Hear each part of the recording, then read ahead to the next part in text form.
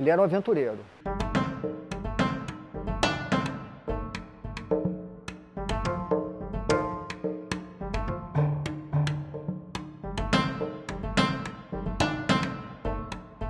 Ele tinha um irmão dele, o Fernando Carneiro, que era piloto de avião.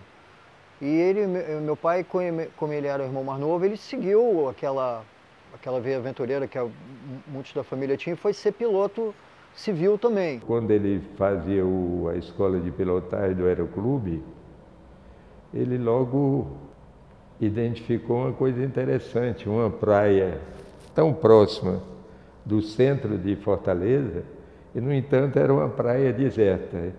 E ele escreveu uma reportagem, Praia do Futuro, que hoje é o nome da Praia do Futuro, porque ele detectou que a cidade tinha que caminhar para aquele lado, né? O Assis Chateaubriand, ele achava que o Brasil só podia ser unido através da aviação. Ele começou a promover com os meios de comunicação dele um encontro anual dos aeroclubes do Brasil todo, que ele deu o nome de Asas para o Brasil ou algo similar. E tinha um prêmio especial para quem viesse, o aeroclube que viesse de mais longe. E eu me lembro que meu pai ganhou uma vez que foi um encontro em Poços de Caldas e ele veio de Fortaleza. No caso da fotografia, o entusiasmo dele foi tão grande que ele montou lá na nossa casa um quartinho e ele tinha um quarto escuro, né, onde ele fazia revelações dos próprios filmes, né? A implantação do 35mm na reportagem da Revista Cruzeiro se deve muito ao Luciano, se deve muito ao Zé Medeiros e se deve a mim, porque nós estabelecemos o seguinte, estabelecemos um tipo de comportamento. Primeiro, adquirimos pessoalmente câmera 35. Eu tinha em casa um laboratório e tinha uma ampliação, um ampliador da Leica, o Valoy, para fazer cópias 35. A revelação era problemática, a gente trabalhava com microdólar, aquela coisa. A introdução da Leica no Cruzeiro foi uma briga política, né? Quer dizer, foi o Luciano quando voltou e eu quando voltamos da Europa. Meados de 50. Aí a gente vinha com aquela já influência da Magnum e tal. Eles não tinham ainda acertado o ponto, então você fazia foto com a Leica e eles diziam, tá vendo? Que saía tudo meio flu, mas não era fotografia, era problema da impressão. Então foi uma batalha muito séria impor o 35mm. Nós começamos a viajar com 35mm, por conta própria, com filme do nosso bolso. Aí passava ligava o telefone da Bahia e a câmera Rolleiflex quebrou, roubaram, houve alguma coisa, e estou com a minha Leica, então já avisava que o trabalho não ia chegar em 6x6, os filmes iam voltar virgens, as lâmpadas iam voltar não queimadas, e o trabalho tinha que ser com 30. Então houve uma imposição, nós jogamos o 35 dentro da Revista Cruzeiro, o Luciano, o Zé e eu, e com isso o Cruzeiro teve que se adaptar e então comprar filme e criar condições de laboratório com uma técnica que permitisse a utilização de um formato reduzido. Eu lembro que eu queria cortar a foto, mas não, senhor, não corta, te vira aí, a foto é assim que eu vi. Você não vem inventar artistado em cima da minha foto, não. Tinha esse embate lá. Esse era comigo paginando, porque eu paginei, eu comecei, na Revolução era eu que paginava. Ele era muito competitivo e ele competia muito com o irmão mais velho dele, que era o Fernando Carneiro. E uma das competições que eles faziam era em jogo de xadrez. Meu pai descobriu que os russos eram grandes xadristas.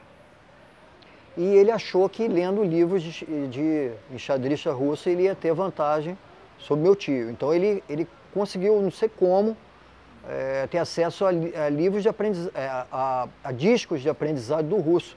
Esse conhecimento de russo que ele teve, que eu não sabia se era grande ou não, o fez conseguir ir na Rússia, na época da Cortina de Ferro. Primeiro ele foi o cara que descobriu que o Khrushchev não chamava Khrushchev, chamava Khrushchev.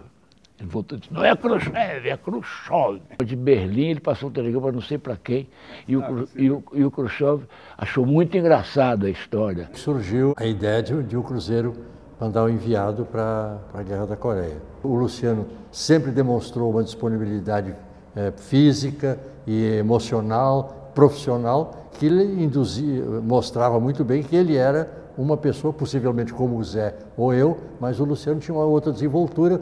Ele tinha sido piloto, ele era piloto amador e tinha feito um curso de paraquedismo. Ele conseguiu ficar com as tropas americanas e tinha outros correspondentes que eram paraquedistas também, que estavam nessa companhia para cobrir a ofensiva americana. Só podia ir um correspondente. E meu pai convenceu o comandante de que um jeito justo era ter um torneio de xadrez entre os correspondentes, e quem ganhasse seria o escolhido para ir junto com... Obviamente ele levou, né? Lhe foi dado a opção de levar ou a câmera ou a arma. Ele não podia levar as duas porque ele não ia conseguir manejar as duas, né? E ele levou a câmera.